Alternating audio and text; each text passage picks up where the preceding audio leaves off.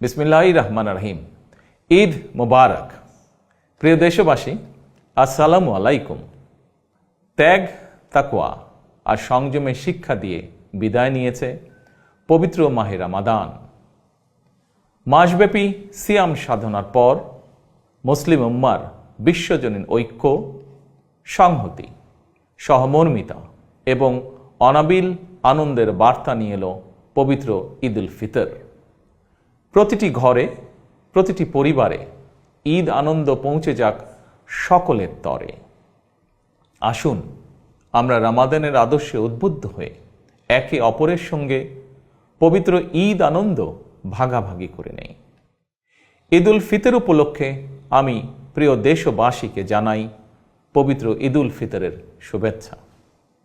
বাংলাদেশ সহ বিশ্ব মুসলিম উম্মার প্রতি জানাই আন্তরিক অভিনন্দন ও মোবারকবাদ। ঈদ মোবারক। আল্লাহ হাফেজ।